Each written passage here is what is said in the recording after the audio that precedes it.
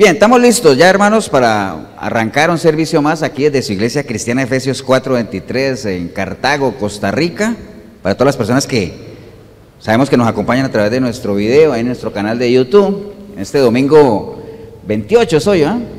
28 de noviembre ya, último domingo del mes de noviembre, ya dentro de 8 días, si Dios lo permite y estamos aquí, ya estaremos en diciembre, ¿no?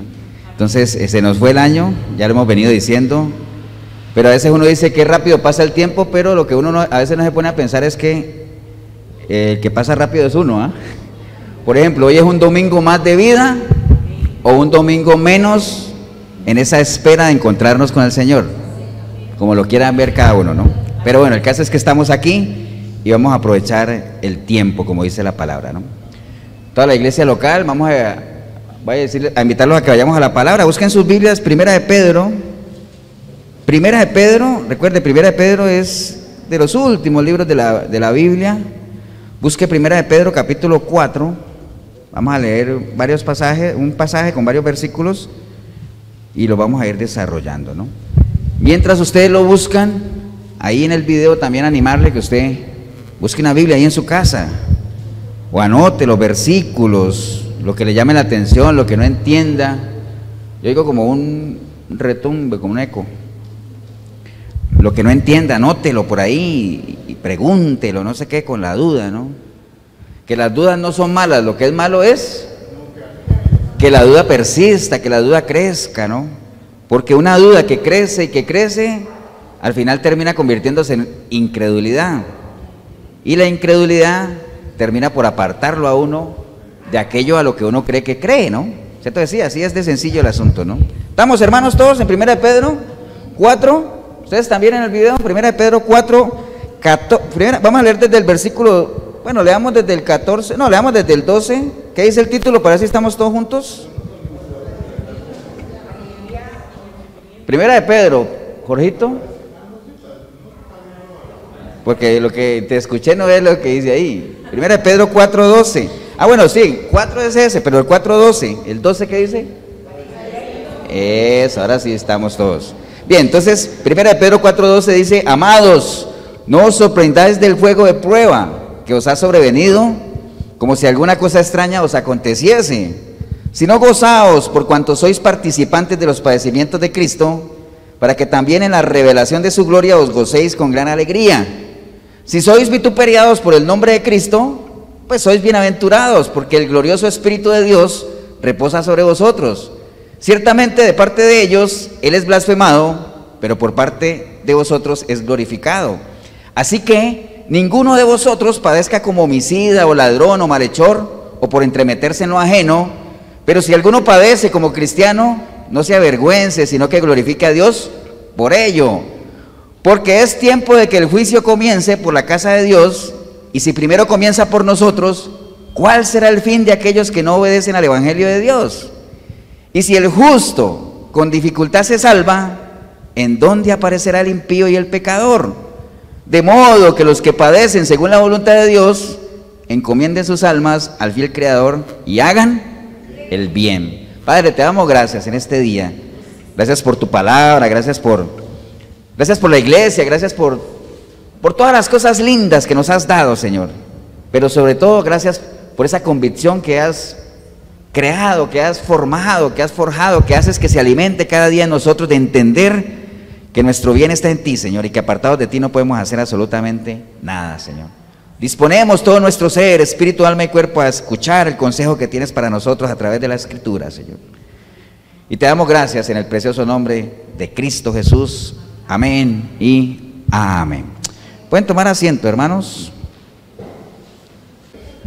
Listo, estamos listos. Bien, hermanos, esto que acabamos de leer, Primera de Pedro 4, que si usted le puso cuidado a todo lo que iba diciendo Pedro, pues hace referencia a quiénes, a quién va dirigido ese mensaje. ¿A quién va dirigido? Voy a pedirle nada más que estemos aquí, ¿no? Recuerde que un principio de la iglesia es que uno está donde la mente está, ¿no? Entonces, si están aquí, pues espero que estén aquí, ¿no? Porque Charita, como dicen ustedes, que estemos aquí, pero no estemos aquí porque estamos en otro lado, lo que nos impide estar aquí. Qué trabalengua tan bueno, ¿ah? Pero les voy a pedir nada más que si ya estamos aquí, pues estemos aquí, ¿no? Es un mensaje de 45, 50, una hora nada más. Acuérdense alguna vez que les dije que cuando uno se congrega en una iglesia 1 hora los domingos, 2 horas, pongámosle pues con la alabanza y la oración, uno está invirtiendo el 1% del tiempo en Dios. ¿Ustedes creen que Dios merece el 1% de nuestro tiempo? Jamás, ¿no? Pero bueno, si eso es lo que le vamos a dar, pues démoslo bien. ¿Amén o no? Entonces, este mensaje les decía, ¿va para quién? Para los creyentes, para los cristianos, porque ahí estábamos hablando del título que dice, padeciendo como cristianos, ¿no? Ahora, si usted no es cristiano, usted en el video tampoco es cristiano, usted dirá, pastor, entonces eso no es para mí. Bueno, pues escúchalo y sepas a qué atenerte para que después del mensaje digas, mira, entonces, como Agripa, ¿se acuerda?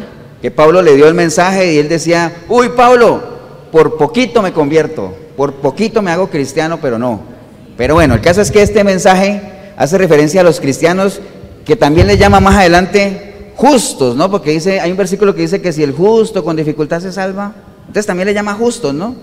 Entonces, y habla de los padecimientos, habla de las cosas por las cuales debería atravesar un cristiano, no exactamente a detalle, pero está hablando de eso, del padecimiento del cristiano o las aflicciones, ¿cierto? Pero no es un padecimiento cualquiera, porque ustedes podrán decir, pastor, pero no solo los cristianos padecen. ¿Estamos de acuerdo? ¿Amén o no? Pero mire qué es padecer, para que lo entendamos, ¿no? Padecer, ¿qué es padecer? Porque estamos hablando ahí de los padecimientos del cristiano. Padecer es el sufrimiento físico, psíquico o moral, eso es padecer. Es sentir un dolor, una enfermedad, un daño, una pena, un castigo, un agravio, una injuria, una decepción familiar, alguna amistad, una decepción económica o social, o decepción por errores propios que uno comete. Todo eso le genera a uno, ¿qué? Padecimiento, que la Biblia también lo habla como aflicción. Entonces, en línea de eso, mucha gente padece, mucha gente, ¿cierto que sí? ¿Cuánta gente no hay padeciendo ahora? Moros y cristianos, hijos de Dios y no hijos de Dios, los que están en el reino de Dios y los que están en el reino de las tinieblas. Todo el mundo padece, ¿cierto? Pero ahora la pregunta del millón es, ¿todo el mundo padece como cristiano? No. ¿Quiénes padecen como cristianos? Los cristianos. Pues qué pregunta, eso es como que yo le preguntara que qué color es el caballo blanco de Napoleón. Blanco, ¿no? ¿Quiénes padecen como cristianos? Los cristianos. Ahora se dirá, pastor, ¿y esa pregunta no es tan tonta? Pues si viera que no, ¿sabe por qué? Porque hay mucha gente que cree que padece como cristiano y no son cristianos. Dios me está probando. Ya, pero si ni crees en Dios, o dices que crees en Dios, pero vives como si no creyeras. Entonces, ¿para qué habla, no? Entonces, pero bueno, el caso es que este no es un padecimiento cualquiera, es algo para el pueblo de Dios, para los cristianos. Entonces, recuerde, cuando usted lee la Biblia, espero que la lea, ¿no? Pero cuando usted lee la Biblia, cuando yo leo la Biblia, hay muchos pasajes que son muy claritos, que usted los lee e inmediatamente los entiende, ¿cierto que sí? Hay algunos pasajes que son grises, que uno como que se tiene que leerlo otra vez, tiene que apoyarse en otra cosa para poder medio entenderlos. Y hay algunos pasajes que definitivamente son oscuros, ¿no? Que no le llega a uno. Por eso es que dice la palabra en Deuteronomio 29, 29. ¿Alguien sabe qué dice Deuteronomio 29, 29? ¿Qué dice, Borrito? Las cosas que Dios revela para uno son de uno, pero las cosas que Dios no revela son ¿para quién? Para Él. Entonces hay muchas cosas que no es que Él no las revele porque usted era pastor, y entonces en la Biblia hay cosas que Dios no nos revela. No, lo que pasa es que a veces las leemos y no las entendemos. Y entonces aplica ahí aquello que el Señor le decía a sus discípulos, ¿esto ahorita qué? No lo van a entender, más adelante lo entenderán.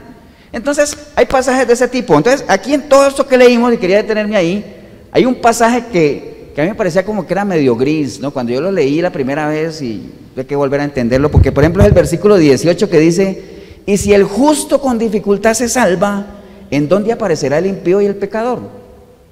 Entonces, yo no sé si cuando usted lee ese versículo usted lo entiende de una, ¿no? ¿Qué entiende usted cuando dice, si el justo con dificultad se salva, entonces ¿qué será el impío, no? Y el pecador, ¿no? A mí me pasó lo mismo que cuando, ¿acuerdan que hemos puesto varias veces el ejemplo ese del ojo del camello, en el ojo de la aguja, y que uno cree que es una aguja común y corriente? Todo eso ya ustedes lo saben. O aquel versículo cuando usted dice que Jesús subió a los cielos y se sentó a la derecha del Padre. Entonces todo el mundo se imagina a Dios en un trono grandote y una sillita a la derecha. Entonces Jesús vino y ¡plá! Se sentó. Es lo que uno se imagina, ¿cierto? En su mente finita. Pero eso no tiene nada que ver con eso, ¿no? ¿Por qué? Por muchas cosas. Primero que todo, Dios no tiene derecha. Porque si Dios tuviera derecha, tendría que tener izquierda. Entonces tendría que tener un límite. Y Dios no tiene límites. Empezando por ahí, ¿no?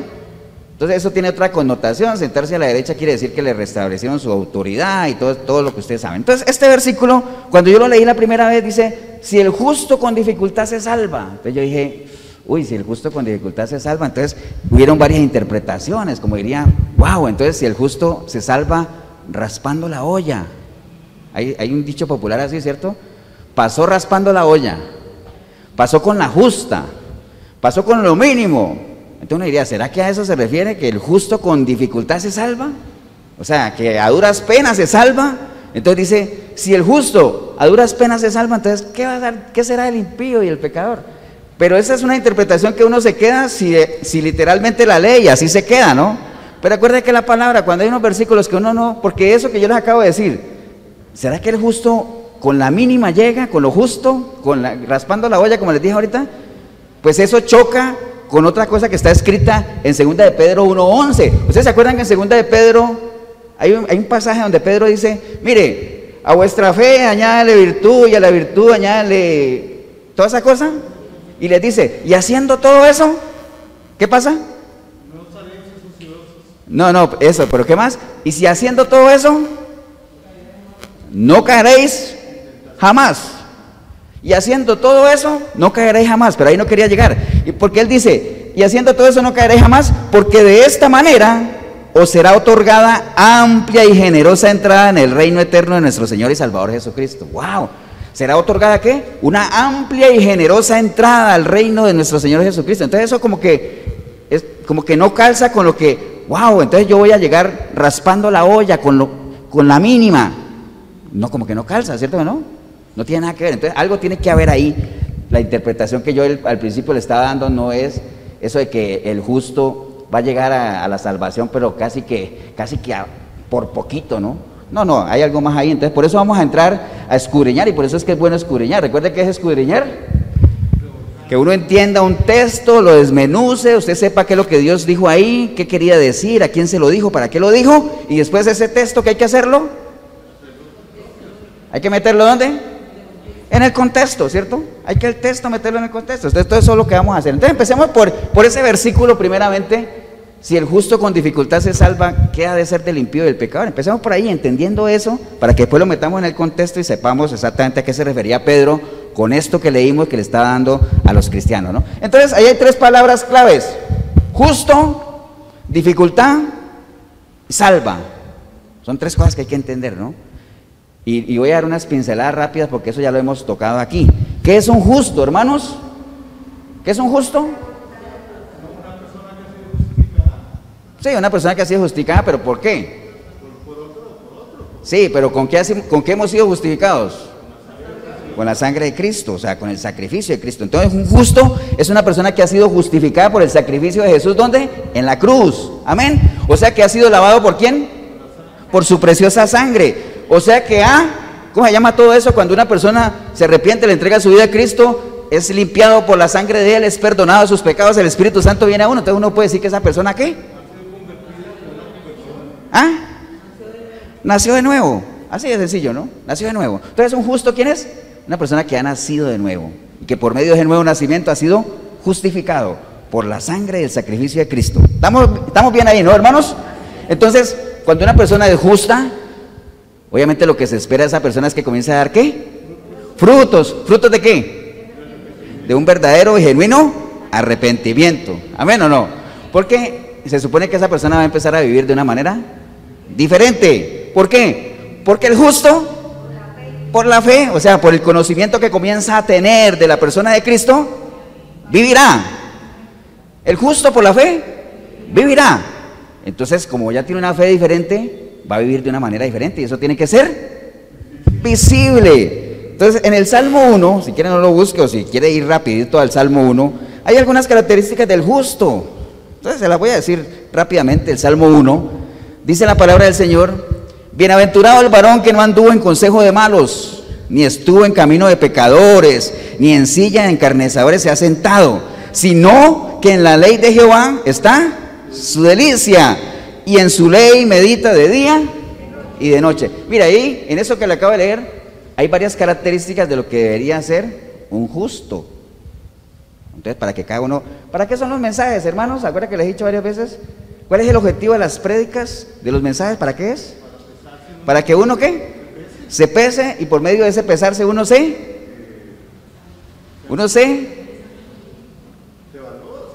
ubique. Amén. Se ubique. Hay que ubicarse, hay que estar ubicado, hay que saber dónde estoy, ¿no? El Señor le preguntó a Adán, Adán, ¿dónde estás? Estás en el reino de Dios, en el reino de las tinieblas. ¿Acuerda de lo que Jacob le preguntó al ángel? ¿Tú eres qué? ¿Amigo o enemigo? ¿Por qué? Porque siempre es importante que uno mismo esté ubicado y que uno ubique a las demás personas también. ¿Estamos claros, no? Entonces, ¿qué caracteriza a un justo? Dice, un justo no anda en consejo de malos. O sea, uno no anda pidiéndole consejo a la gente que uno sabe que es... Hay gente que es así. Una vez yo les conté una historia de ahí en la plaza, en el Parque de la Merced, allá en San José, que iban dos borrachitos ahí, y lo único que yo alcancé es que uno le dijo al otro, mira, yo lo que te aconsejo es, y eso fue lo único que yo vi, y yo, oiga, pero ¿cómo va un borracho a darle un consejo al otro borracho? ¿Me entiende? ¿Qué le puede aconsejar? Pero hay gente que busca consejo, ¿en dónde? En los malos. Por eso es que el Señor dice, imita lo bueno, hombre, no te juntes con gente que no te va a aportar nada. Entonces, un justo no anda en consejo de malos, ni tampoco anda en camino de pecadores. ¿Por qué? Porque ese no es el camino del Señor. ¿Qué le dijo el Señor a los impíos? Mis pensamientos no son tus pensamientos y mis caminos no son tus caminos. Entonces, el camino del Señor no es el camino del pecador. Entonces, un justo que ya ha sido justificado no debería andar en camino de pecadores. ¿Estamos, no? ¿Estamos claros, no? Dice que tampoco en silla de encarnecedores se sienta. ¿Qué es un encarnecedor? ¿Un qué? Un burlador, una persona que se burla de las cosas de Dios, se burla de todo el mundo, pero un encarnecedor no solamente es una persona que se burla, sino que se burla con tintes de humillación. Humilla. Entonces no se sienta un justo con una silla de encarnecedores, sino que más bien, ¿qué hace? Dice que en la ley de Jehová está su delicia. Usted sabe que es cuando uno ya llega a ese nivel, porque una cosa es que a uno le guste algo, otra cosa es que uno se deleite con ese algo, ¿no? ¿Amén o no? Hay muchas cosas que a uno le gustan, pero hay pocas cosas con las que uno se deleita. Y la palabra de Dios debería ser una de las cosas que a nosotros nos deleite. ¿Quiénes de los que están aquí en el video quieren que el Señor conceda los deseos de su corazón? ¿Quién? Amén, todos, ¿cierto? Bueno, la palabra que dice, deleítate en Jehová. Deleítate en Jehová primero y entonces Él concederá los deseos de tu corazón. Hay que deleitarse, porque eso es un nivel más arriba de ¿qué? De agradar, de gustar, ¿no? Entonces, más bien el justo lo que hace es deleitarse en la ley, o sea, en la palabra de Jehová, y no solamente se deleita en ella, sino que en ella medita. Ya todos sabemos qué es meditar, ¿no? Meditar, ¿qué es? Estudiar, analizar algo detenidamente, ¿para qué? Para comprenderlo y por medio de ese entendimiento poder tomar decisiones. Por eso el Señor nos dice, medita en la palabra de día y de noche, medita en tu camino, medita aquí, medita allá. Es decir, ¿qué? Analiza, piénsalo, entiéndelo. Esas son las características de un justo. ¿Y cuáles serían las recompensas de un justo? Ahí mismo está. Entonces, si el justo hace todo eso, que debería hacerlo, dice que será como árbol plantado junto a corrientes de agua. ¿Qué significa las aguas en la palabra? Se les dije la respuesta, ¿no? Las aguas, ¿qué significa? La palabra, ¿no? Recuerden que uno debe nacer del espíritu y del agua, de la palabra, ¿no? Entonces, si uno es justo y hace todo eso y uno se deleita en la palabra, entonces uno será sembrado como en corrientes de agua, o sea, va a estar sembrado en plena palabra. Amén. Entonces, dice ahí, y dará su fruto en su tiempo. Entonces, si uno hace todo eso, uno va a dar su fruto. Porque, hermanos, dar frutos es importante, ¿cierto que sí? Pero ¿sabe qué es más importante? Darlo en su tiempo. Porque si usted agarra un fruto antes de tiempo, lo echa a perder, ¿no? Si usted lo agarra antes de tiempo, no está formado, sabe feo. Y si usted lo agarra después de tiempo, se pudrió, está podrido, ¿cierto que sí? Entonces, en su tiempo, ¿no? Entonces, dará su fruto en su tiempo y su hoja no cae. Y todo lo que hace, prosperará. Ya todos sabemos qué es prosperar, ¿no? Nada que ver con la prosperidad que le enseñan a uno en otros lados de la plata y la plata, no. Bíblicamente, prosperar es ¿qué? Avanzar en el propósito de Dios. Por eso es que la persona más próspera que hubo, ¿quién es la persona más próspera que hemos conocido nosotros? No, pero hablando de la prosperidad bíblica, no de la prosperidad económica, pues sí, Salomón era riquísimo. Pero ¿quién era la persona, quién creerían ustedes que es la persona, si prosperar es avanzar en el propósito de Dios para uno, ¿quién sería la persona más próspera que uno conozca? Jesucristo, amén, ¿cierto que sí? Ahora, ¿él tenía plata o no? Entonces la prosperidad no tiene que ver nada con plata, como le enseñan a uno, nada. De hecho, la persona menos próspera económicamente era el Señor, y ya lo hemos visto, ¿no? Nació en un pesebre, cuando lo presentaron no había para una oveja, tuvieron que llevar una palomita nada más. Su ministerio, ¿dónde se desarrolló? En la calle, debajo de los árboles, subido en piedras, ese era su púlpito. ¿Quién era su auditorio? Ladrones, publicanos, prostitutas. Lo mataron como un criminal, lo enterraron en una tumba prestada. Eso es prosperidad económica. Entonces nada que ver con la plata, ¿no? Entonces, ¿estamos claros, hermanos, ahí? Entonces ya todos sabemos que es un justo, ¿cierto? ¿Sí? Ya eso lo tenemos claro, pincelada nada más. Lo otro, ahorita vamos a caerle a la dificultad, pero hablemos de la salvación, que es importante. Hermano, ¿por qué estamos todos aquí? ¿Por qué usted está en el video viendo eso? ¿Qué lo lleva? ¿Qué lo motiva? Hablando de la salvación. ¿Qué es lo que nos motiva a nosotros en buscar las cosas de Dios? ¿Alcanzar qué? La salvación misma, la vida eterna. Eso es lo que nos mueve, ¿cierto? Y por eso creemos. ¿Creer es sinónimo de qué? De fe. Porque el fin de la fe es la salvación. El objetivo de la fe es la salvación. Todos estamos aquí porque queremos ser salvos. Queremos algún día encontrarnos con el Señor y verlo cara a cara. ¿Cierto que sí? Eso es lo que nos mueve. Ahora, si eso no es lo que lo mueve a usted, pues yo no sé qué es lo que lo mueve. Ahora usted dirá, pastor, yo conozco mucha gente que va a las iglesias, pero va es por acompañar a la doña o a la novia, o por ir a ver si consigue novia, o por ir a tirarle los perros a lo que se atraviese. Ahora, ¿eso es cierto o no? Sí, eso es cierto, pero eso no es lo que lo va a salvar a uno. A uno lo que lo va a salvar es ¿qué? Su fe, el creer. El que en mí cree no ha sido condenado, pero el que no cree ya fue condenado, ya ha sido condenado. Entonces, la fe, el objetivo de la fe, el de creer, es que yo pueda alcanzar la salvación. Amén. Entonces, bueno, todos estamos claros en eso, ¿cierto que sí? Entonces, si estamos aquí porque queremos alcanzar la salvación, la vida eterna, porque creemos que después de que nos muramos hay algo más, ¿cierto que sí? Y me estaba acordando ahora que alguna vez les conté esa anécdota de un ciego, y ayer que estaba en la feria lo vi otra vez, a un cieguito que él siempre pide plata, ¿no? Ayuden al ciego y ayuden al ciego, como siempre. Y en la feria siempre hay alguien que predique, ¿no? O sea, eso es como cuando uno va a un pueblo aquí en Costa Rica, ¿no? Cualquier pueblo que usted va en Costa Rica, ¿qué es lo primero que usted llega? El parque, ¿no? La cancha de fútbol. Al frente de la cancha de fútbol, ¿qué hay? Una iglesia católica. Y después, más allácito, ¿qué hay?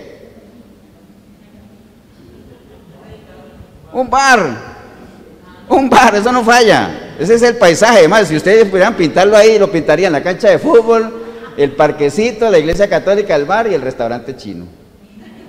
Eso no falla, ¿cierto que sí? Pues bueno, cuando uno va a la feria del agricultor, siempre hay alguien predicando por ahí, siempre. Y hay otra gente pidiendo plata, puede ser un cieguito, lo que sea. Entonces, una vez el mismo cieguito estaba escuchando a alguien predicando que hablaba del infierno y todo eso, porque hay gente que predica más del infierno que de Dios, ¿no? Y manda a todo el mundo para el infierno, ¿no?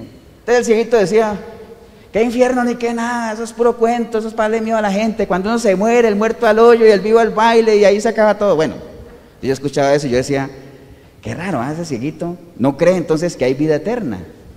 Ahora, cuando ese ciego se muera, ¿será que Dios va a tener misericordia de él por ser ciego? ¿Ustedes creen que sí? No, ¿cierto que no? Ciego y todo con bastón, se va para el infierno. Entonces, porque ustedes dirán, pastor, qué duro, porque yo tengo la idea de que Dios es un Dios misericordioso. ¿Estamos claros? ¿Es misericordioso o no? Sí, pero también es justo. ¿Y saben qué es la justicia, no? ¿Se acuerdan qué es la justicia? ¿Se acuerdan qué es la misericordia? Vamos a dar un repasón general. ¿Qué es la misericordia? ¿Qué es misericordia? No recibir lo que yo merezco. ¿Qué es la gracia?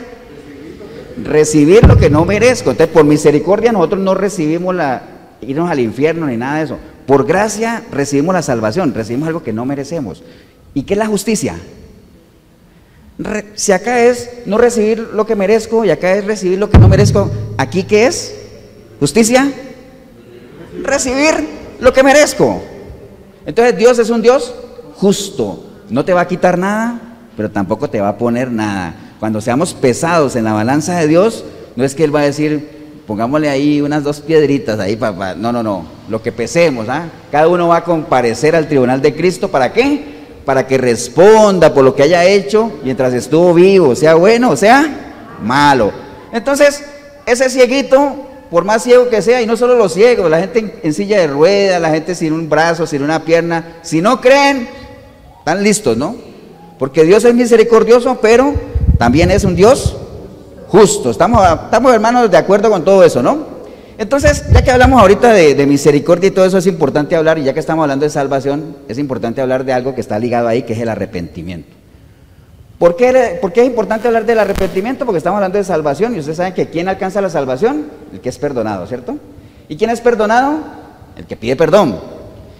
Entonces, ¿Dios es misericordioso? Sí. ¿Cómo se activa la misericordia de Dios?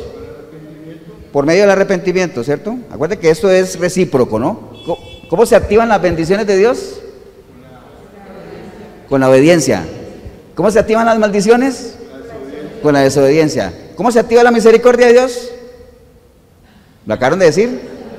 Con el arrepentimiento. Todo es condicional, ¿no? ¿Cierto que sí? El Señor dice, si tú te acercas, yo me acerco. Si tú me abres, yo entro. Todo es condicional. Es que a veces la gente cree que Dios hace todo. Por eso hay una falsa doctrina de salvo siempre salvo y que la salvación no se pierde, que dicen que la responsabilidad del arrepentimiento está 100% en Dios, dicen ellos. Entonces, si la responsabilidad de que la gente se arrepienta es de Dios, pues uno podría decir que Dios está haciendo un mal trabajo, ¿no? ¿Por qué? Porque hay mucha gente que no se ha arrepentido. ¿Cierto que sí? Pero como eso es una falsa doctrina, saquémosla. La responsabilidad del arrepentimiento recae en ¿quién? En cada persona tiene que tomar la decisión de arrepentirse, porque el que se arrepiente, ¿qué pasa? Alcanza misericordia, ¿amén o no? Entonces, ¿qué es el arrepentimiento? Vea, el arrepentimiento es ese pesar que una persona siente por algo que ha hecho, que ha dicho o que ha dejado de hacer. Quien se arrepiente cambia de opinión o deja de ser consecuente con un determinado compromiso. Entonces, por eso cuando usted dice que alguien se arrepintió, pero después volvió a hacer lo que antes estaba haciendo, esa persona no se arrepintió, no tuvo un arrepentimiento, lo que tuvo fue un remordimiento. ¿Qué es un remordimiento? Es parecido, pero como no hay un arrepentimiento genuino, entonces tú te sientes mal por lo que hiciste, pero después vuelves y lo haces, porque no ha habido un arrepentimiento genuino, ¿no? Entonces el arrepentimiento tiene que surgir de ese sentimiento, digamos, que le nace a uno de reconocer sus propios errores o las propias cosas que ha hecho, ¿no? ¿Y por qué entonces es tan difícil arrepentirse? Porque dice la palabra que ¿quién reconocerá sus propios errores? ¿Quién? Nadie. Muy difícil que uno reconozca sus propios errores. Yo le puedo ver los errores a Jorgito, fácil, pero verme los míos, más difícil, ¿eh? Por eso es que la palabra dice, no mires tanto la paja en el ojo ajeno, mira la viga que tienes en el tuyo primero, ¿eh? ¿Me entienden, hermanos? Amén. Entonces, ¿cuáles serían las señales de que alguien se ha arrepentido de verdad? Le estoy hablando todo eso porque estamos hablando de la salvación. Recuerde, la salvación es una doctrina súper extensa, pero es importante que amarremos esto.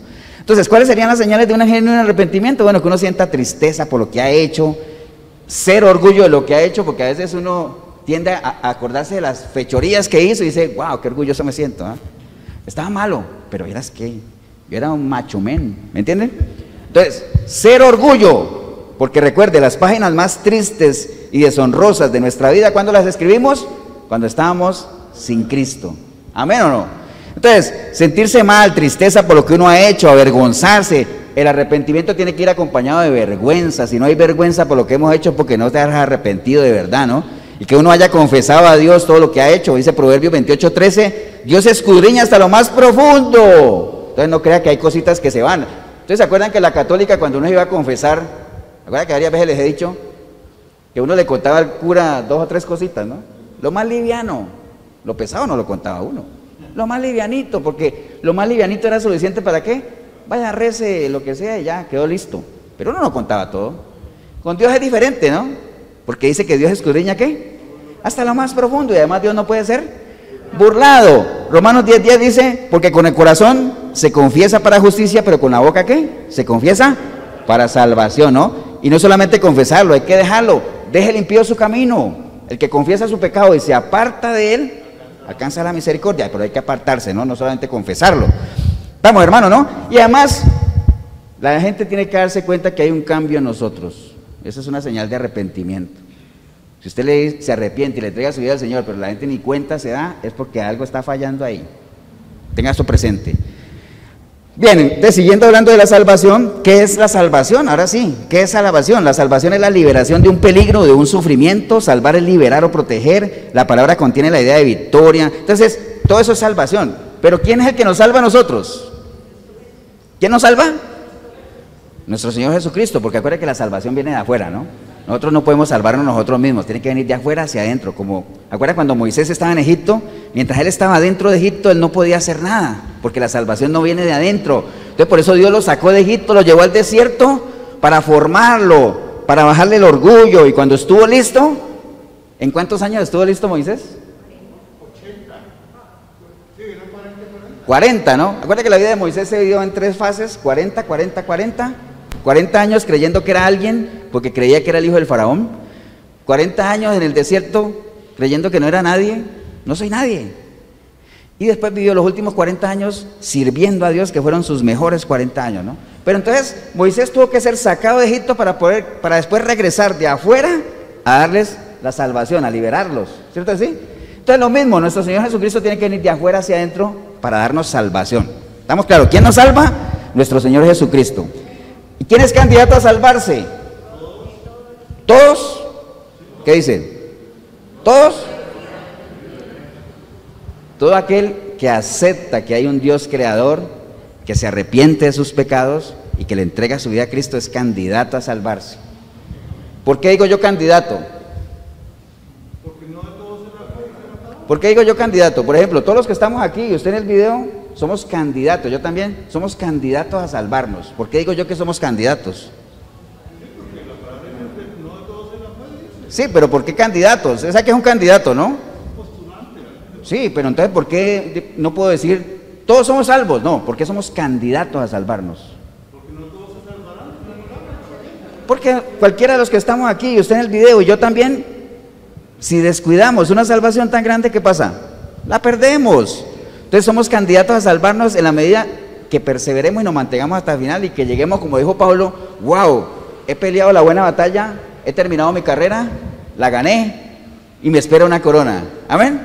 Entonces hasta que no lleguemos ahí, seguiremos siendo candidatos, ¿no? ¿Estamos, hermanos, o no? Ahora, ¿de quién depende mantener la salvación? ¿De quién? De uno mismo, ¿ah? De uno mismo. O sea, el Señor nos salva, pero después depende de nosotros el mantenernos, ¿no? El mantener la salvación. Ahora usted dirá, pastor, ¿la salvación fue un regalo? Sí, pero nosotros tenemos que cuidarla, ¿no? El ejemplo que siempre les pongo, ¿no? Si yo a Marielitos le doy un regalo, le doy un carro, no dijo amén, o sea que ella no cree, está bien. Entonces si yo a Marielito le doy un carro, un regalo, a ella no le cuesta nada, ¿cierto que sí? Pero a mí sí me costó. Entonces la salvación sí tuvo un precio, dicen, ay, que la salvación es gratis. No, la salvación tuvo un precio altísimo. Pero ¿qué pasa? Yo le doy ese regalo a ella lo tiene que conservar, mantener, darle mantenimiento. Si ella ese carro no le da mantenimiento, no le echa gasolina, lo echa a perder, la pierde, ¿cierto que sí? Entonces la responsabilidad nuestra de mantener la salvación, conservarla, perseverar. Por eso es que el que salvo siempre es salvo, eso no tiene ningún sustento bíblico. Realmente la salvación se puede perder, ¿no? Entonces, ya entendiendo todo esto de la salvación y del justo, ahora sí, vamos a caerle a eso de que si el justo con dificultad se salva, ¿no? O sea, el justo con dificultad se salva. Ya sabemos cuál es el justo, ya sabemos que hemos sido justificados, somos coherederos de las promesas de Dios, somos sus hijos, somos a la niña de sus ojos, todo eso. Entonces, ahora sí no me suena aquello de que con dificultad me salvo, o sea, con la justa, no. Entonces vamos a ver el contexto de lo que leímos para que entendamos bien la historia. Entonces, volviendo otra vez ahí a 1 de Pedro 4:12, todo lo que Pedro escribió ahí, Pedro se lo está escribiendo ¿a quién? A la iglesia, ¿no? Al pueblo creyente. ¿Y por qué se lo está escribiendo a ellos? Porque se venía una época bien complicada. Se venía el reinado de Nerón. Imagínense ese nombre de ese emperador. Nerón. ¡Wow! ¡Qué bárbaro! O sea, los perros bravos les ponen Nerón. Entonces, Nerón. Entonces se venía un periodo de persecución tremenda para la iglesia, ¿no? Entonces, a raíz de eso, Pedro le está escribiendo a ellos diciéndole todo lo que vamos a leer ahorita, nada más para que lo sepan de contexto, ¿no? Ustedes se acuerdan todo lo que atravesaban los cristianos de la otra vez, ¿no? Nada que ver con lo que atravesamos ahora. Decir, ay, es que yo no voy a la iglesia, ¿por qué? Porque me miraron feo. Wow, bueno, imagínate que era por eso, ¿no? La otra vez era porque le gruñía un león en el oído a uno. Pero bueno, ese es otro tema. Entonces, entendamos bien exactamente a qué se refiere esto. Pedro les advierte a ellos básicamente porque se acercaban periodos bien difíciles. Entonces, el versículo 12, empecemos ahí. Versículo 12 dice, amados, no os sorprendáis del fuego de prueba que os ha sobrevenido, como si alguna cosa extraña os aconteciese. Como les dice a ellos, no se sorprendan de lo que viene, ¿ah? Ojo, vienen cosas feas, pero no se sorprendan de eso, como si alguna cosa rara les viniera. No se sorprendan. ¿Y por qué les dice que no se sorprendan? Bueno, hay muchos versículos en la palabra, de hecho el mismo Señor lo dijo, que en el mundo íbamos a tener ¿qué? Aflicción. En el mundo tendréis aflicción. Entonces, ¿de qué se sorprenden? Y les digo, ¿por qué de qué se sorprende? Porque hay gente que porque cree que está en los caminos del Señor, porque cree que van a una iglesia cristiana, a toda hora es diciendo, Señor, ¿y por qué a mí? ¿Por qué yo? ¿Por qué me tuve que enfermar yo? ¿Por qué no le dio COVID al vecino? ¿Y por qué a mí si yo soy cristiano? ¿Por qué se sorprenden? Como si os aconteciese cosa extraña, dice Pedro ahí, ¿no? Imagínense el Salmo 34, 19 dice, muchas son las aflicciones del justo, pero de todas ellas lo librará Jehová, ¿cierto que sí? Proverbios 11, 8 dice, el justo es librado de la tribulación, mas el impío entra en lugar suyo. Entonces hay muchos versículos que nos dan a entender, nos ponen claro de que nosotros como justos, como creyentes, vamos a sufrir ¿qué? Aflicciones. Entonces por eso les dice, ¿por qué se sorprenden de las pruebas? Como si les viniera algo bien raro, ¿no? Entonces si usted, en el video, nosotros que estamos aquí en la iglesia, si usted es un justo, ya sabemos lo que es un justo, ¿eh? Si usted es un justo, entonces ¿de qué se sorprende? Si eso hace parte de nuestra naturaleza, es parte de nuestra vida cristiana, es parte de nuestra formación, ¿entiende? Recuerde que estamos en un sistema ¿qué? Anticristiano, que vamos nosotros en contravía. Entonces, ¿de qué nos vamos a sorprender, no? De nada, para que lo sepan, ¿no? Bien, el versículo 13 dice, sino más bien ¿qué? Gozaos, por cuanto sois participantes de los padecimientos de Cristo, para que también en la revelación de su gloria os gocéis con gran alegría. Entonces dice, no se sorprendan de las pruebas, ¿no? Sino más bien ¿qué? Gócense. Ya todos sabemos qué es gozarse, ¿no? Hay mucha diferencia entre gozarse, entre tener gozo y tener alegría o felicidad. ¿Acuerdan que lo vimos la vez pasada? Que la alegría y la felicidad depende de las cosas que nos rodeen, de que si son favorables. Yo siento, uy, ¿qué te pasó? Estoy alegre, ¿por qué? Ya me depositaron el aguinaldo. Wow, algo bueno, ¿no? Estoy feliz, ¿por qué? Me ascendieron. Estoy alegre, ¿por qué? Me compré una casa nueva. Wow. Entonces, la alegría y la felicidad depende de esas cosas buenas que a uno le pasan, ¿no? Uno puede decir, Pablo decía, estoy gozoso, ¿por qué? Estoy en la cárcel. ¿Ven la diferencia? El gozo no depende de las circunstancias, no es si algo es bueno o si no nos gusta, sino que depende de que yo tenga una estrecha relación ¿con quién? Con Dios, con Cristo. Entonces por eso dice, gozaos, más bien, gócese. Entonces, ¿ustedes se acuerdan todo eso que hemos hablado varias veces de que el pueblo de Israel, cuando fue liberado de Egipto, salieron de aquí con la promesa de ir a una tierra prometida, una tierra donde fluye leche y miel, una tierra donde se iban a gozar allá, ¿cierto que sí? Pero ellos para ir de aquí a la tierra prometida tuvieron que pasar ¿por dónde? Por el desierto. Y todos sabemos que un desierto no es fácil, ¿no? Un desierto es un territorio complicado, inhóspito, es hostil en lo natural. En lo espiritual un desierto, ¿qué puede ser para nosotros? Situaciones bien complicadas, las pruebas mismas, ¿no? O sea, todos esos son desiertos. ¿Estamos, no, hermanos? Entonces, pero aún así, la gente cuando estaba en el desierto, sabiendo que Dios había manifestado su poder y que les prometió llevarlos allá, cuando estaban aquí en el desierto decían, Señor, ¿y por qué nos trajiste aquí? ¿Por qué nos has traído aquí a morir aquí? Mejor hubiéramos muerto allá en Egipto. De hecho, si usted quiere ver los versículos, número 24, dice, ¿por qué hiciste venir a la congregación de Jehová a este desierto para que muramos aquí nosotros y nuestras bestias? Número 21:5, y habló el pueblo contra Dios y contra Moisés, ¿por qué nos hiciste subir a Egipto para que muramos en este desierto? Pues no hay pan ni agua. Entonces la gente siempre se quejaba, lo mismo que estamos hablando ahora, ¿no? Que la gente es justa y dice, ay, ¿por qué a mí? ¿Por qué estaré sufriendo? ¿Por qué estaré pasando esta situación tan adversa? ¿Por qué no consigo trabajo? ¿Me entiende? Obviamente usted dirá, pastor, y es normal que un creyente, un cristiano que esté pegadito a las cosas de Dios, a toda hora esté ahí pateando balde, pateando balde. Bueno, si tú tienes una relación firme con el Señor, tú tomarías esas situaciones, esas pruebas como formación, ¿no? Carácter, crecer, ¿no? Ahora, el problema es que hay gente que está en pecado y dice, ah, es que Dios me está probando. Mi mujer me echó, descubrió que le era infiel y me echó. Dios me está probando. Eso no es ninguna prueba, hombre, eso es fruto del pecado, ¿no? Estamos claros, ¿no? Entonces, espiritualmente, obviamente el desierto es ese periodo en el que nosotros tenemos que atravesar. Porque la gente ve los desiertos siempre como lugares de prueba, ¿cierto? Pero Dios, ¿cómo veía los desiertos? ¿Como un lugar de qué? De formación, ¿no?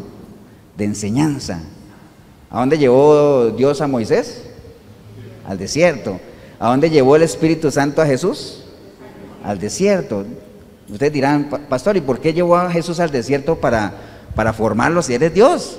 No, era para prepararlo, para iniciar su ministerio, ¿no? ¿Dónde llevó Dios a Jesús a Pablo? Al desierto. Entonces, si esos grandes siervos fueron llevados al desierto, ¿por qué nosotros no? Para que aprendamos, ¿no? ¿Cierto que sí? Porque, ¿cuál fue la respuesta de Dios a ese clamor del pueblo? Decir, Señor, ¿y por qué nos has traído a este desierto? Mire, en Deuteronomio 8:2 dice, y te acordarás de todo el camino por donde te ha traído Jehová tu Dios estos 40 años en el desierto, para afligirte, para probarte, para saber lo que había en tu corazón, si habías de guardar o no sus mandamientos. Oseas 2:14, pero he aquí que yo la atraeré y la llevaré al desierto y hablaré a su corazón. Entonces, ¿para qué nos lleva Dios al desierto? Para hablar a nuestro corazón, ¿no? Para hablar a nuestro corazón. ¿Estamos claros, no, hermanos? Entonces, no siempre asociemos los desiertos como lugares de sufrimiento, de prueba, no, veámoslo como un lugar de aprendizaje. Todas las cosas ayudan a bien, ¿a quién? A los que aman al Señor. Tenemos claro eso, ¿no? Bien, sigamos leyendo la historia. Entonces, versículo 14. Además, en el versículo 13, mire que dice, si no gozaos por cuanto sois participantes de los padecimientos de Cristo, para que también en la revelación de su gloria os gocéis con gran alegría. Hay un versículo en la palabra que dice, que si juntamente con Él somos, o sea, padecemos, si juntamente con Él padecemos, entonces juntamente con Él seremos glorificados. Entonces, ¿vale la pena o no? Vale la pena. Entonces, versículo 14, dice, si sois vituperados por el nombre de Cristo, sois bienaventurados, porque el glorioso Espíritu de Dios reposa sobre vosotros. Ciertamente, de parte de ellos Él es blasfemado, pero por vosotros es glorificado. Así que ninguno de nosotros padezca por homicida, o ladrón, o malhechor, o por entrometerse en lo ajeno. Mira lo que les decía ahorita, ¿no? Que hay gente que padece, pero nada que ver con las cosas de Dios. Entonces es que Dios me está probando, nada que ver. Entonces, si alguno padece, pero que no sea por ser un homicida, un ladrón, un malhechor, o por entrometerse en lo ajeno. Pero si alguno padece como cristiano, pues no se avergüence, sino que glorifique a Dios por eso, ¿no?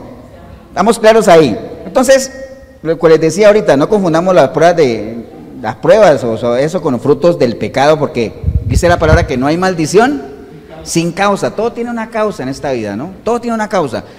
Vea, voy a irme un momentito a Mateo, nada más, no vaya usted. Por el Mateo 5, el Señor cuando está dando las bienaventuranzas, Él lo dijo claramente, ¿no? Dice, bienaventurados los que padecen persecución por causa de la justicia. ¿Qué es la justicia? ¿Qué es hacer justicia? No, pero ¿qué es hacer justicia en la palabra? Por ejemplo, ahí dice, bienaventurados los que padecen persecución por causa de la justicia. ¿A qué se refiere? Sí, pero ¿qué es justicia? Por ejemplo, cuando yo dice, yo quiero cumplir la justicia de Dios, ¿qué es? La voluntad de Dios. ¿Y la voluntad de Dios es expresa por medio de?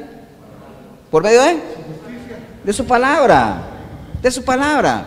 Entonces, hacer justicia es cumplir la palabra de Dios. Entonces, por eso dice ahí, bienaventurados los que padecen persecución por causa de la justicia. ¿Por causa de qué? De la palabra, por causa de hacer la voluntad de Dios. Entonces, si usted está en ese caso y yo también, pues entonces somos bienaventurados. ¿Qué es un bienaventurado?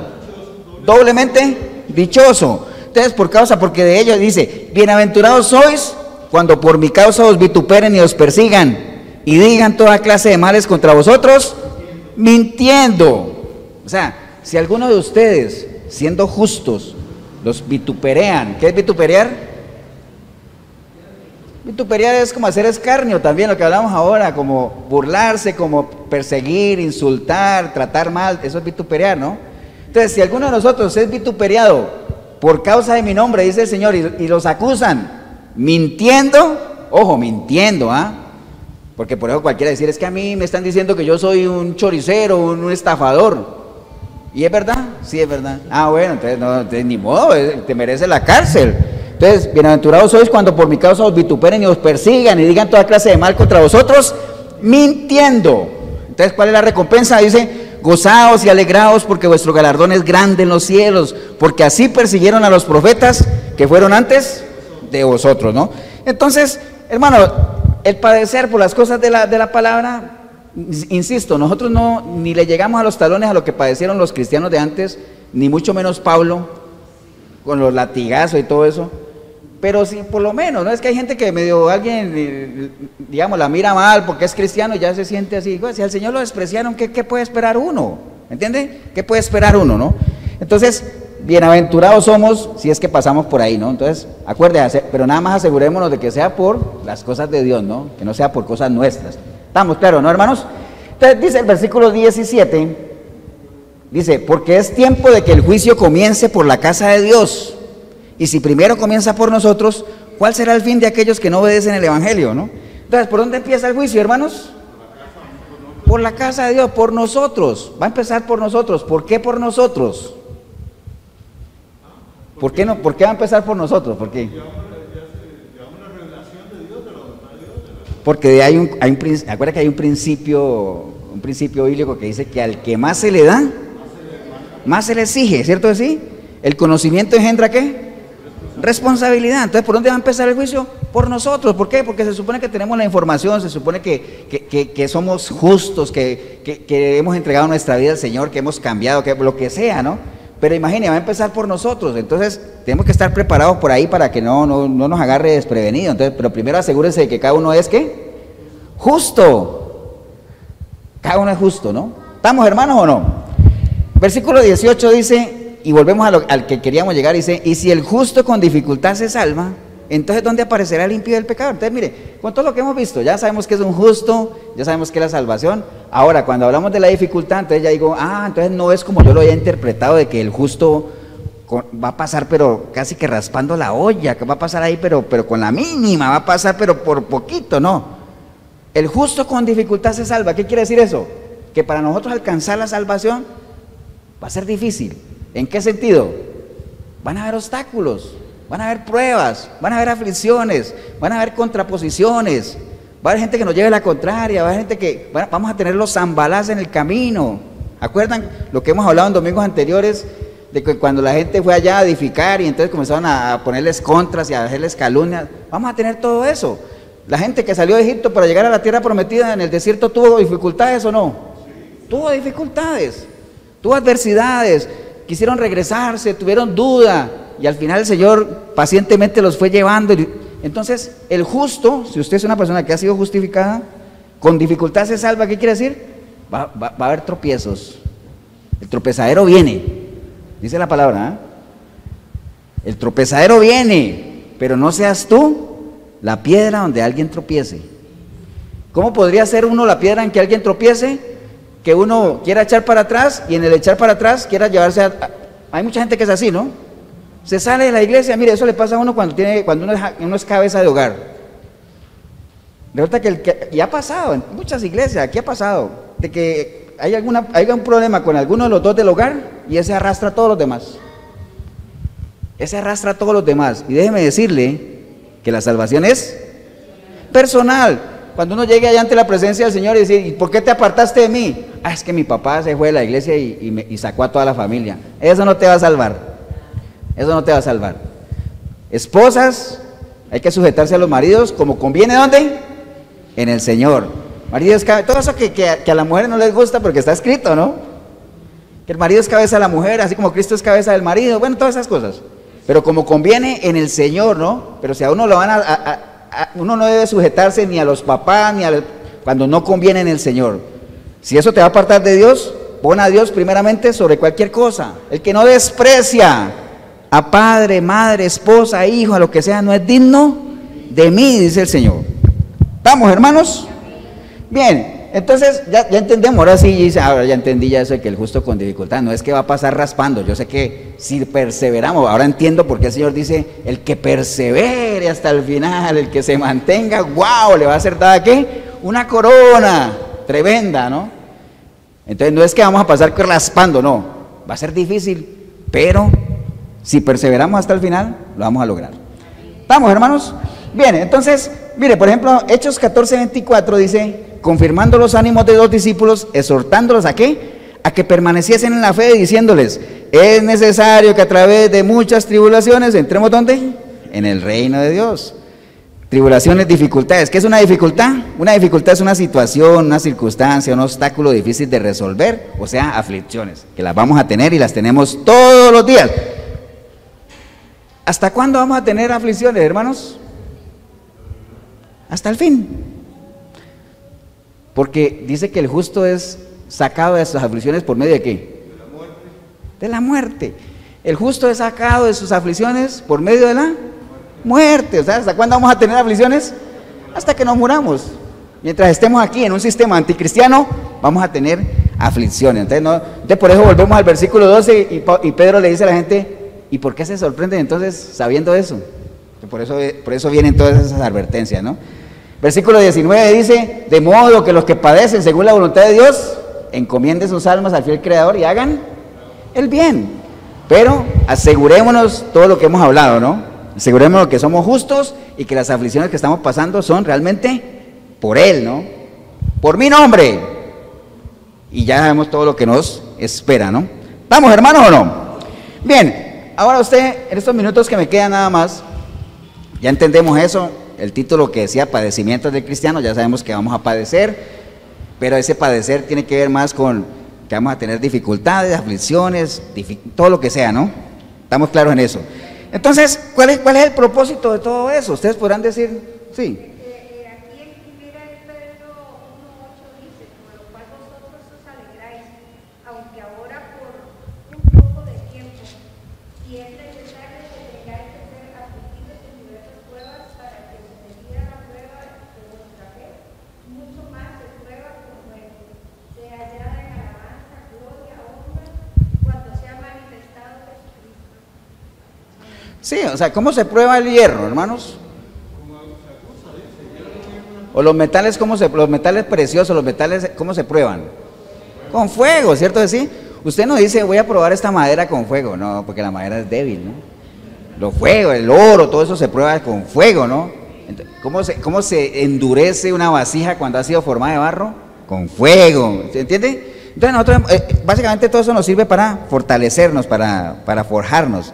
¿Estamos claros? Entonces, pero uno diría, ¿cuáles son los propósitos de todas esas aflicciones? O sea, ¿para qué? O sea, ya le entregué mi vida al Señor, ya me arrepentí, todo eso, entonces, ¿por qué sigo en esas aflicciones? Todo tiene un propósito en esta vida, hermano. Y voy a invitarlos a que vayamos al libro de Juan, para que leamos una historia aquí, Juan 4, el Evangelio de Juan, capítulo 4.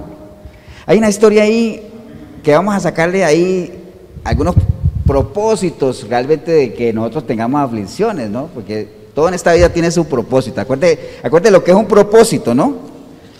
Yo por acá tenía la definición de lo que es un propósito. Un propósito, mientras usted lo busca, dice que es el fin o el objetivo que se pretende alcanzar con algo. Eso es un propósito. Por ejemplo, cuando uno dice que el fin de la fe es la salvación, ese fin no es la terminación, ¿no?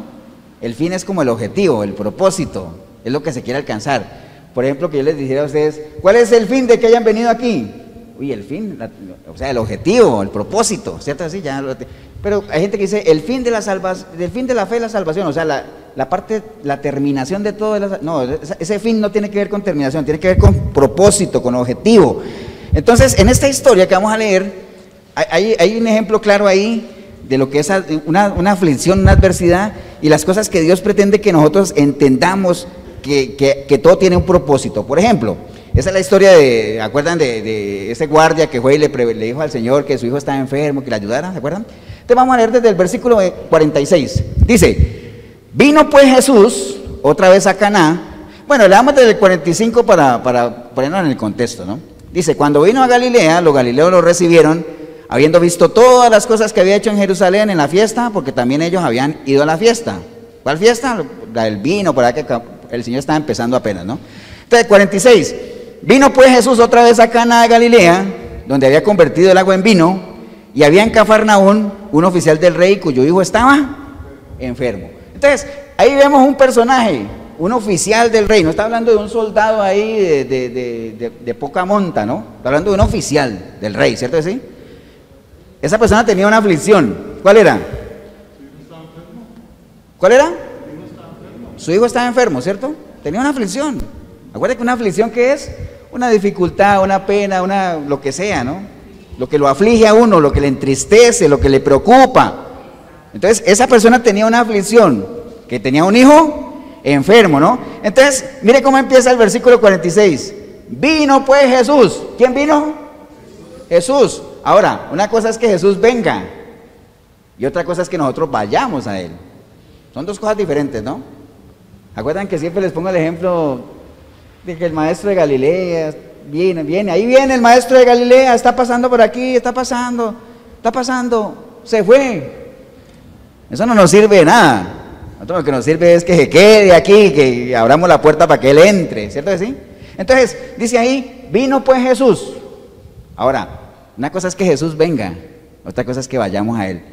Pero lleguemos más adelante, dice, vino pues Jesús otra vez a Caná de Galilea, porque allá, y había en Cafarnaún un oficial del rey cuyo hijo estaba enfermo, ¿cierto? Entonces, una cosa es que el Señor venga, otra cosa es que vayamos. Entonces, el 47 dice, cuando oyó que Jesús había llegado a Judea de Galilea, vino a Él. ¿Ustedes creen que si ese oficial del ejército que estaba ahí no hubiera tenido esa aflicción, hubiera ido a Él? ¿Qué creen ustedes? No hubiera ido. Hubiera seguido indiferente, ¿no? Como mucha gente que sabe que en Dios está, el bien del hombre está en Dios, que, ¿me entienden? Todo eso, pero la gente no va a Él. ¿Por qué? Porque a lo mejor están bien, no tienen aflicción todavía, sienten que no lo necesitan. Entonces son indiferentes. Este oficial también. ¿Acuerdan de Jairo, por allá esa historia? Que era un principal de la sinagoga. También vino el Señor ¿a qué? A postrarse delante de Él porque tenía una aflicción, tenía una hija enferma. Entonces, ¿las aflicciones para qué nos sirven, hermanos, también? ¿Para qué nos sirven las aflicciones? Según esto, para buscarlo, aunque sea, ¿no? Aunque sea, acuérdense que aquí no importa qué es lo que te lleve a los pies de Cristo, no importa eso. Lo importante es que lo hagas de corazón, de verdad, y que te mantengas y perseveres ahí. Entonces, ¿las aflicciones nos sirven para qué? Por lo menos para buscarlo, ¿no? Para ir en pos de Él. ¿Cuántos de nosotros no hemos llegado a los pies de Cristo por una aflicción? Muchos. ¿Amén o no? Así es. Entonces, por lo menos que lo busquemos a Él. Entonces, hay que ser sabios, hermanos, y saber dónde está el bien nuestro, dónde está la solución. ¿Se acuerdan de la mujer del flujo de sangre? Por 12 años probó de todo, y más bien cada día se hacía más pobre porque nada le funcionaba y cada vez estaba peor de la enfermedad, hasta que dijo, no, me falta solo esta parte, buscar al Señor. Ahí está la solución. Y lo buscó, ¿cierto que sí? Pero ya había probado de todo. ¿Cuánta gente hay que prueba de todo? Y como nada funciona, al final dice, bueno, me rindo, solo me queda ir a los pies de Cristo. Cuando eso debería ser lo primero. Pero bueno, por lo menos que la aflicción nos lleve a Él. Por lo menos, entonces es uno de los objetivos, por lo menos que la gente en medio de ¿y cuánta gente no hemos visto que esperan a llevar palo? ¿Para qué? Para reclamar y postrar su mirada al Señor. No es justo con nosotros mismos ni con nuestras familias que esperemos a llevar palo. ¿Para qué? Para ver a Cristo como una opción. No es justo, pero bueno, por lo menos que la aflicción nos lleve a sus pies, ¿no? Está bien, estamos claros ahí. Bien, entonces dice ahí que ese oficial entonces fue a él, ¿cierto? Y dice que le rogó que descendiese y sanase a su hijo que estaba a punto de morir. Entonces, está bien. La aflicción de este oficial por lo menos lo llevó a él, ¿cierto que sí? Pero dice que cuando él fue ahí, ¿qué hizo? Le rogó. Ahora, una cosa es pedirle algo a alguien, otra cosa es rogarle. Para rogar se necesita ¿qué? Humildad.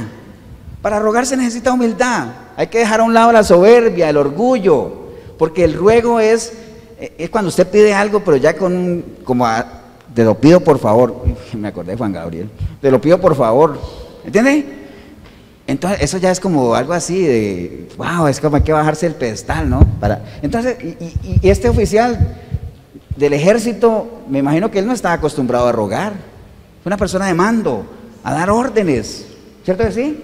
Pero cuando uno tiene una aflicción, hermanos, y si es un hijo, ahí no hay orgullo que valga, ¿no? Nada que valga. Entonces, por lo menos, doblegar la soberbia, ¿no? Eso nos sirven las aflicciones para eso, por lo menos. Ve, hay gente que se cree mucho. ¿Sabe qué dice el Señor en Abdías 1:4? En Abdías 1:4 dice el Señor: si te remontares como el águila, y aunque entre las estrellas pusieses tu nido, de ahí te derribaré, dice Jehová. Amén. Porque no hay lugar. ¿Usted sabe cuál es el lugar más alto que hay? Los pies de Cristo. Estar a los pies de Cristo, ese es el lugar más alto en el que uno pueda estar, ¿no? Entonces, hay que doblegar el orgullo. Entonces ya vamos viendo el propósito, ¿no? Por lo menos buscarlo a Él, no solamente buscarlo, sino quitando soberbia, quitando orgullo, revestirnos de humildad, ¿para qué? Para rogarle, porque no somos nada. ¿Estamos, hermanos? Bien, entonces, bueno, lo otro ahí es que mire qué curioso, porque no solamente le rogó, sino que le dijo: desciende a mi casa para que lo sanes. O sea, como quien dice, está rogando, pero sigue dando órdenes, ¿no? Porque una cosa es: Señor, que se haga tu voluntad. ¿Acuerdan del centurión aquel que le dijo: no, Señor, si tú dices una palabra es suficiente, mi casa no es digna de recibirte? ¿Se acuerdan? No, este le dice: te ruego que vayas y lo sanes. ¡Wow! Eso es como que uno venga a los pies de Cristo a decirle, es lo que hacen hoy en día, ¿no? Yo decreto, yo declaro. Eso es como darle órdenes a Dios. Entonces aquí ese está dando órdenes, ¿no? Porque él está acostumbrado a dar órdenes. Viene, le ruega, le dice: desciende para que lo sane. Dice: no, yo porque voy a ir allá, yo no tengo necesidad de ir allá. Bueno, eso no lo dice la palabra, ¿no? Pero bueno, entonces ahí hay un segundo propósito que es bueno que lo tengamos en cuenta. Hay un tercer propósito que está ahí en el versículo 48, que dice: entonces Jesús le dijo: si no vieres señales y prodigios, entonces no creeríais. Entonces, uno de los propósitos de las aflicciones también es que nosotros logremos creer en Él, que creamos que lo va a hacer. ¿Amén o no? Que creamos, porque este oficial al final le tocó que irse de ahí donde estaba, más adelante lo dice, porque eran como 30 kilómetros, pues le tocó creer. Si el Señor le dijo: vete, que Él se va a sanar, dijo: ¿qué le queda más? Creer, no le queda de otra cosa, ¿cierto que sí? ¿Ustedes se acuerdan cuando el Señor estaba por resucitar a Lázaro? Hay una cantidad de incrédulos ahí, y Él comenzó a orar y a decirle a Dios: Dios, gracias por escuchar mi oración, y no lo hago para que me ayudes, porque yo sé que tú estás conmigo, sino que lo hago ¿para qué? Para que toda esta gente entienda que tú y yo somos uno. ¿Me entiende? Entonces, la gente tiene que creer. Todas estas cosas de las aflicciones que pasan, entonces son cosas que Dios aprovecha ¿para qué? Para que la gente crea. Ya, si habrá gente que obviamente sí era pastor, pero usted alguna vez nos dijo que todos estos prodigios, señales, nunca le ha servido a Dios para que la gente crea. Pero no falta el que sí crea, ¿no? Recuerde que la palabra habla de que aunque sea uno, con uno hay fiesta en el cielo, ¿eh? La mayoría no van a creer, viendo o no viendo no van a creer, pero no importa. ¿Estamos, hermanos, o no? Bien, entonces ese es un propósito, que la gente crea. O sea, entienda usted que los milagros no han terminado, o sea, los milagros siguen ocurriendo, amén, porque sabemos lo que es un milagro, ¿no? Un milagro es una obra sobrenatural de Dios que viene de Él para nosotros, para nuestro bien. Entonces, eso es un milagro. Nosotros que estamos aquí somos un milagro, todos los que estamos aquí somos un milagro. O sea, uno no necesita ver más cosas para ver un milagro. O sea, si ustedes se miran uno a nosotros, estamos viendo un milagro. Entonces, ese es un propósito, para que creamos en Él, ¿no? En el 49 y 50 dice: el oficial del rey le dijo: Señor, desciende antes que mi hijo muera. Y Jesús le dijo: ve, que tu hijo vive. Y el hombre creyó la palabra que Jesús le dijo y se fue. Entonces es importante, no solamente creyó, sino que obedeció, ¿no? Le dijo: ve, ya tranquilo, él ya está sano. Otra persona hubiera dicho, si no hubiera creído, hubiera dicho: no, es que yo no, yo creo que tú tienes que ir. O sea, es que si tú no vas, no va a ser lo mismo, ¿me entiendes? No, él creyó y obedeció. Creyó y obedeció. Porque a veces creemos, pero no obedecemos. Y si no se obedece, se bloquea la bendición. Acuérdense que la desobediencia bloquea la bendición. Ustedes se acuerdan de Naamán, ¿no? Naamán le dijeron lo que tenía que hacer para ser sano. No obedeció. Ve y métete al Jordán 7 veces y te vas a sanar. Y y no quiso, tuvieron que después convencerlo para que lo hiciera. Entonces, ¿de qué le sirve a usted buscar ayuda por medio de una aflicción, buscar a Cristo, pedirle a Él, pero si no estás dispuesto a hacer lo que Él te pide que hagas? Señor, ayúdame. Bueno, y si yo soy tu Señor, entonces ¿por qué no haces lo que te digo que hagas? ¿Entiende? Entonces, por lo menos este le dijo, tranquilo, ve que ya está sano. Creyó y se fue. 30 kilómetros en ese tiempo eran 2 días de viaje. Usted se imagina uno pegarse 2 días de viaje para que uno llegue allá y diga, ay, no se sanó, voy a ir a volver a decir, otros 30 kilómetros. No, el hombre se fue convencido de que así era. ¿Amén o no? Porque acuerde, una cosa es creer en Dios y otra cosa es creerle a Él. La mayoría de la gente cree en Dios, pero no la mayoría creen a Dios, que Él lo va a hacer. ¿Estamos, hermanos? Bien, y al final, último propósito del 52, dice, entonces Él le preguntó, porque acuerda que cuando Él iba llegando a la casa le dijeron, no, ya se sanó. Entonces el oficial dice, entonces Él les preguntó a qué hora había comenzado a estar mejor, y le dijeron, ayer a las 7 le dejó la fiebre, que era más o menos la hora en que el Señor le había dicho. El padre entonces entendió que aquella era la hora en que Jesús le había dicho, tu hijo vive, y creyó en Él con toda su casa, Entonces, un propósito también de las tribulaciones, hermanos, es que la salvación llegue ¿a dónde? A nuestra familia, a nuestras casas, que por lo menos no crea uno solamente, sino que la salvación llegue ahí, que todos los demás entiendan, aunque sea viendo, ¿no? Lo que pasa es que uno no debería creer solo por ver, sino que uno debería tener convicción. Acuérdense que esto no es por vista, sino por fe, pero la mayoría de la gente por lo menos necesita ver. Tomás dijo, yo necesito ver para creer. Ahora, hay gente que critica a Tomás. ¡Qué bárbaro Tomás! Si no veía, no creía. Bueno, por lo menos él vio y creyó. Hay mucha gente que viendo y sigue sin creer, ¿no? ¿Me entiende? Ese es el problema. ¿Estamos, hermanos, o no? Bien, entonces quería retomar ya para cerrar, 5 minutos nada más, esto que leímos ahorita que está en Hechos 14:22, que decía, confirmando los ánimos de los discípulos, exhortándolos a que permanecieran en la fe, diciéndoles, es necesario que a través de muchas tribulaciones entremos, ¿dónde?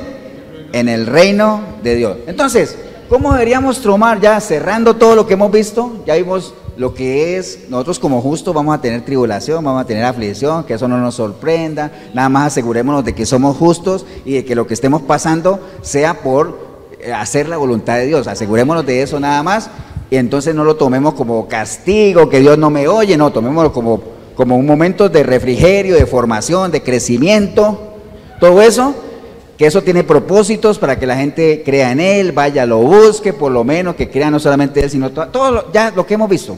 Amén. Pero nada más quería cerrar, así como una cereza en el pastel, nada más, de cómo veía Pablo las aflicciones, cómo las veía. Y mire qué curioso, no lo busque, está en Filipenses 1:12. Filipenses 1:12 dice la palabra, dice, quiero que sepáis, hermanos. Entonces, todos saben lo que le pasó a Pablo, ¿cierto? Yo no tengo por qué decirle lo que Pablo atravesó, todas las penurias, todas las aflicciones, ¿amén?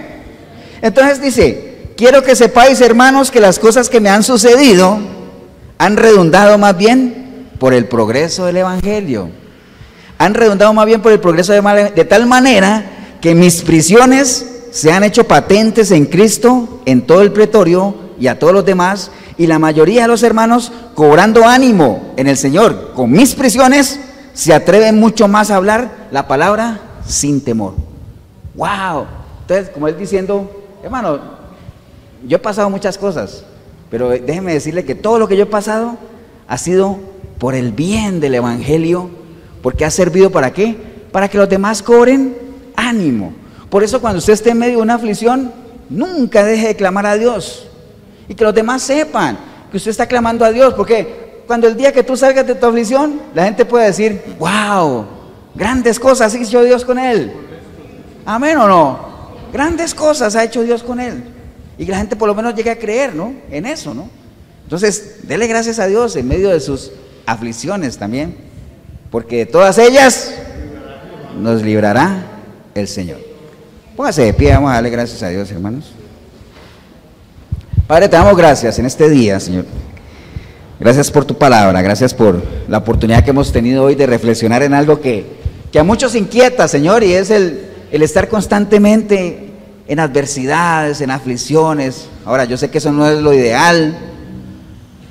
Yo sé que hay un propósito en ti para que nosotros estemos pasando por ahí, porque también tú lo dices, que solo pensamientos de bien hay en ti para nosotros, Señor. También lo creemos. Todo tiene su tiempo. Tú lo has hecho hermoso todo en su tiempo, Señor. Obras a tu tiempo, a tu voluntad. Pero seguimos ahí, firmes, Señor, entendiendo que en la medida que nos mantengamos firmes, nos espera ¿qué? Una corona de justicia, Señor, un galardón. También lo creemos. Entonces por eso perseveramos hasta el final. Te damos gracias, Padre, por esa oportunidad que nos has dado de meditar sobre eso, Señor. Y si hubiera alguna persona hoy aquí en la iglesia o ahí en el video, que usted hoy ha entendido que pues usted sigue llevando palo, pero ya se dio cuenta que todas las angustias, las aflicciones que estás pasando, los padecimientos no tienen nada que ver con Cristo, nada que ver. ¿Por qué? Porque no tienes ninguna relación con Él. Pero en medio de tu religiosidad tú sigues diciendo, el Señor, ¿cuándo me irá a sacar a Dios de aquí? Bueno, el Señor no te va a sacar de esa situación, porque primero tienes que salir tú de ese reino en el que vives. Y de ese reino en el que vives, donde no está Dios, se sale con una decisión. Es una decisión. ¿Decisión de qué?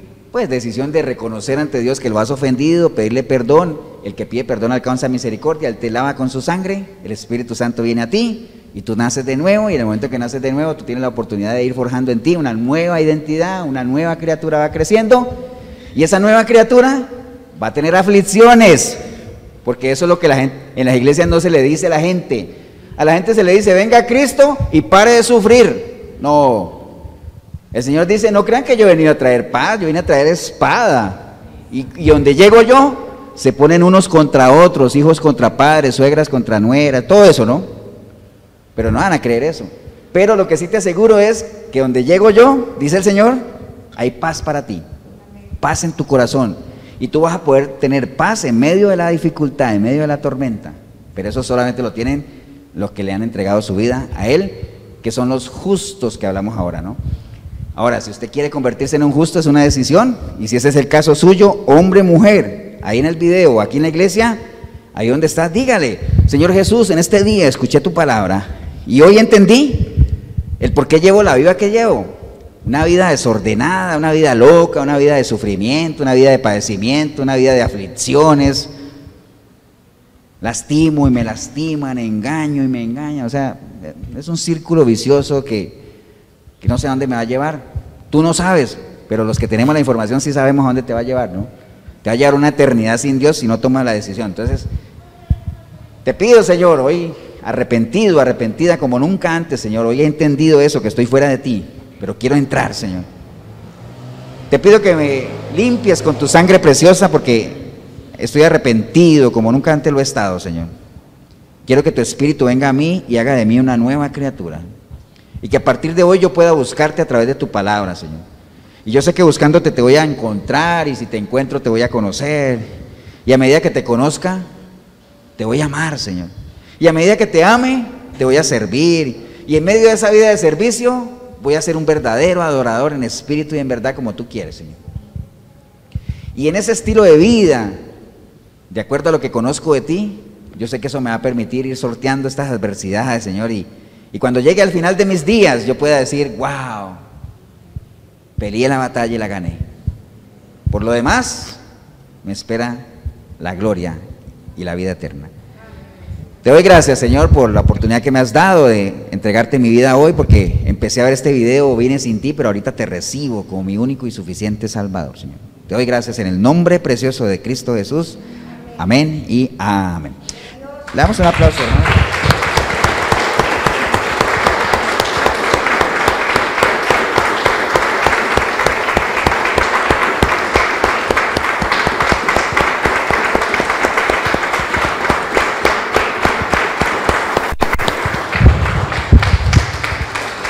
Bien, si usted hizo la oración, recuerde, no se quede ahí nada más, busque ayuda, congréguese, busque una iglesia sanita donde se predique la palabra, pregunte, rodéese de gente que te haga crecer, no gente que te haga retroceder. Si en algo le podemos ayudar, la iglesia Efesios 4:23 de Cartago, costado norte de las ruinas, centro comercial El Dorado.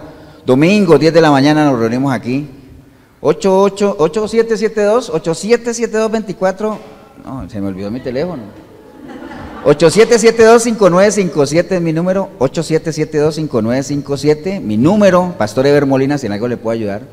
8842-2408, Pastor Tibor Mesaro, si en algo también él les puede ayudar. Cualquiera de los dos teléfonos usted puede llamar, ¿no? Que el Señor los bendiga, un abrazo. Nos vemos en una próxima oportunidad.